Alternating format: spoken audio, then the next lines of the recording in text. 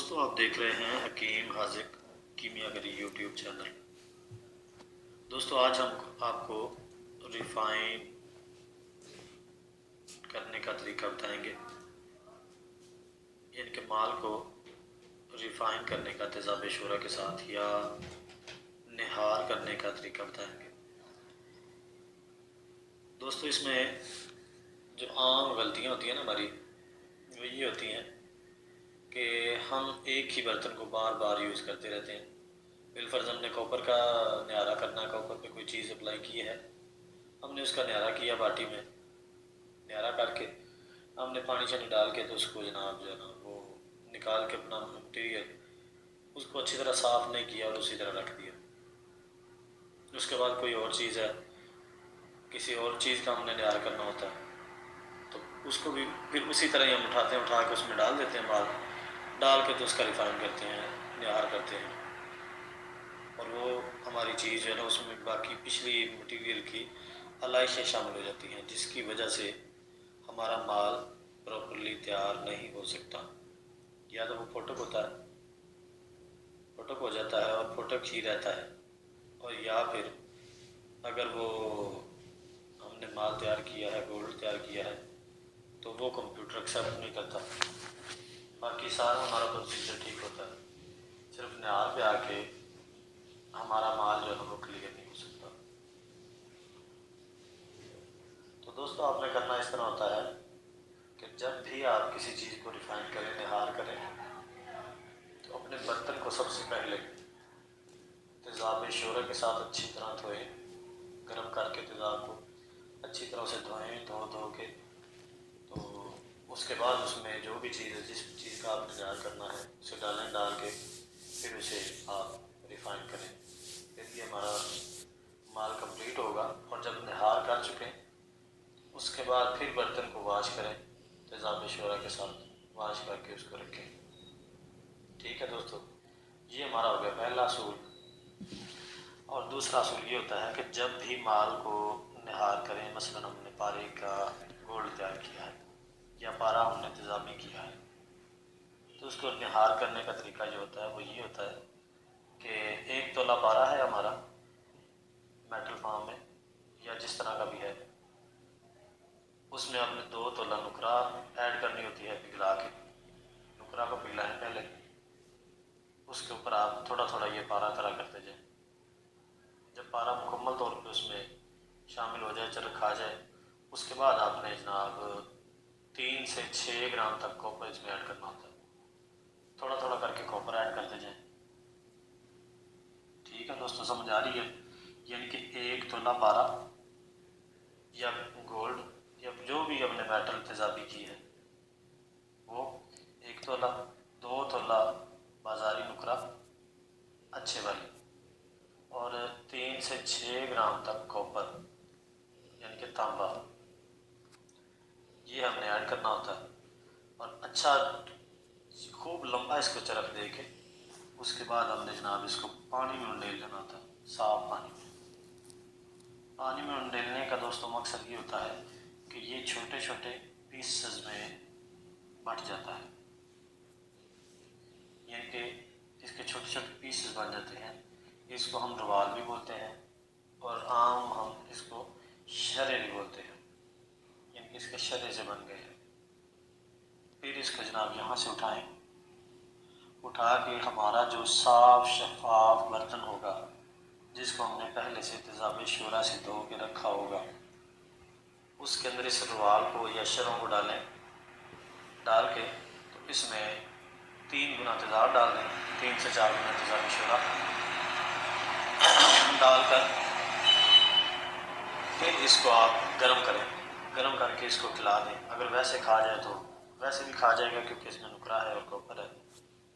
वैसे अगर ना खा रहा हो तो हल्का सा गर्म करें तो ये इसको खा जाएगा। जितना खा जाए उस पर आप जनाब पानी उसमें पानी ऐड करें। पानी ऐड करके जितने को खा चुका हो उसको आपने बड़े टब में डाल देना है, प्लास्टिक के टब के अंदर डाल दें और फिर बाकी को भी खिलाएं इसी तरह तेज़ाब डाल डाल के। सारा मटेरियल जो भी हमारा होगा उसको तेज़ाब शोरा में खिलाकर बड़े टब में डाल देना होता है। उस टब के अंदर हमने तकरीबन 2 से 3 किलो, 4 किलो, 5 किलो, जितना ज़्यादा पानी डालेंगे उतना हमारा जो मटीरियल है ना वो अच्छी तरह और साफ़ शफाफ होकर निकलेगा। ठीक है दोस्तों, आपने पानी डाल देना है टब के अंदर। पानी डाल के उसको रख देना है और उसमें एक आपने तांबे का पतरा डाल देना है। जो हमारी नुकरा होगी उसमें वो कॉपर के पतरे पे बैठ जाएगी और जो हमारा गोल्ड होगा या पारा होगा या जो भी चीज़ हमने तेज़ाबी की होगी वो टब में नीचे बैठ जाएगी और कॉपर पानी में हल हो जाएगा। तो जब ये सारा मटेरियल देखें कि अब बैठ गया है, तकरीबन 4 से 5 घंटों के अंदर नुकरा भी बैठ जाती होती है कॉपर के पतरे पर और जो हमारा पारा होता है ना वो भी बैठ जाता होता है। उसके बाद आप पानी को हिलाए बगैर टब के अंदर से खारिज करें। चाहे आप उसको किसी ड्रिप सेट की मदद से खारिज करें या चाहे आप उसको बड़ी सिरिंज से खारिज करें या आप किसी बर्तन की मदद से उसको खारिज करें, लेकिन आपने पानी को हिलने नहीं देना, क्योंकि जो हमारा मटेरियल बैठा होगा अगर पानी हिलेगा तो वो मटेरियल पानी में फिर सेल हो जाएगा और फिर उसको बिठाने में हमें देर हो जाएगी, कुछ टाइम लगेगा। पानी को आपने खारिज करके हिलाए बगैर जब पानी मुकम्मल तौर पे खारिज हो जाए तो फिर जनाब आपने पत्रे को आहिस्तगी से उठा लेना है। उठा के उस पे के ऊपर से अपनी नुकरा उतार लेनी है। उतार के उसको अच्छी तरह गुस्ल वगैरह दे लेना है, दे के उसको अलहदा रख लें और जो हमारा मटेरियल टब के अंदर नीचे बैठा होगा उसको भी वहाँ से निकालें और अच्छी तरह पानी डाल डाल के गुस्ल दे लें। गुस्ल दे के जो 3 से 4 मरतबा गुस्ल दे के उसमें से तेज़ाबियत मुकम्मल तौर पे ख़त्म करें, खारिज करें और फिर उसको निकालें।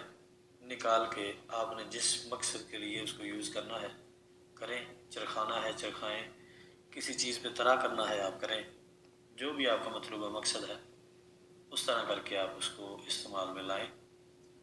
तो इंशाअल्लाह अज़ीज़ अल्लाह के करम व फजल से इस तरह आपका रिफाइन सिस्टम क्लियरली होगा और बग़ैर किसी आलाइश के होगा और इसमें किसी किस्म की टेंशन नहीं आएगी। और दोस्तों ये था हमारा तकरीबन तमाम रिफाइन सिस्टम का नुस्खा, निहार का मुकम्मल तौर पर तरीका। अगर दोस्तों को किसी चीज़ की समझ ना आई हो तो ये मेरा व्हाट्सएप नंबर लिखा हुआ है, मेरे व्हाट्सएप पे भी रब्ता कर सकते हैं, अदरवाइज़ कमेंट कर सकते हैं।